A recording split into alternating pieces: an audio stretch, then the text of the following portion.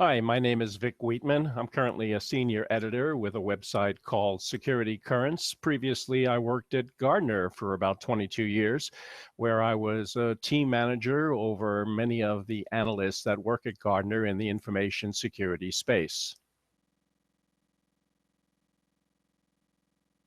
The new security threats. Well, it seems like every day we turn around, there's another hack, another massive breach, lots and lots of names, social security numbers, credit card numbers, all that stuff getting out there. And that obviously is a cause of concern for many people.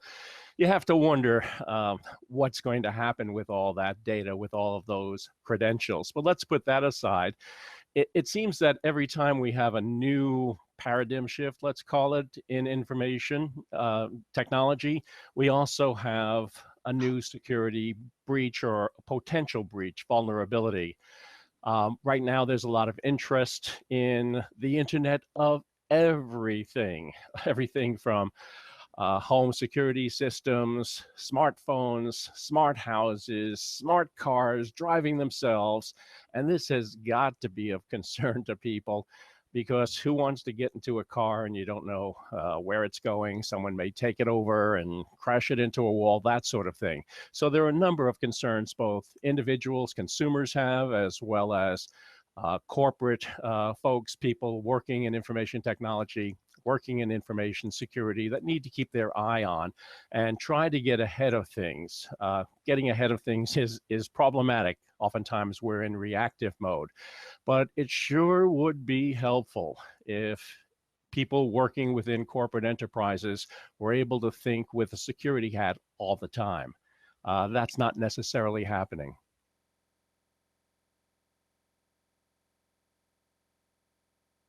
Nothing really surprises me at this time. It does seem that there's an awful lot of creativity being shown in the hacker community.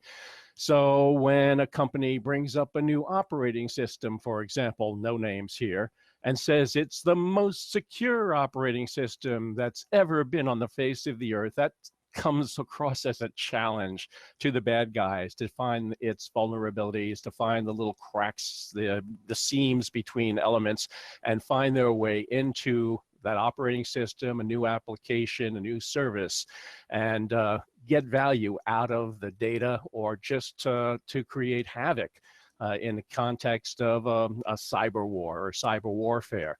So I'm not really surprised at this point. Again, I've been involved with information security in one way or another over 25 years, and it's kind of hard to be surprised. One thing that may be surprising is that it keeps on coming. People who work in information security can write their own ticket. The salary levels are high, and maybe that shouldn't be surprising, but it does seem like this keeps going on, and that when we solve one problem, other problems emerge.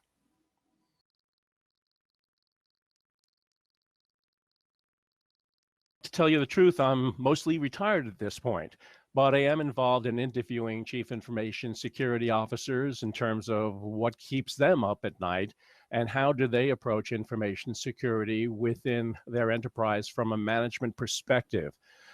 Some of that involves coaching. Some of that involves working with some of the startup companies. I'm advising a couple of companies right now that are addressing information security in some niche areas. And so that's been my involvement at the current time.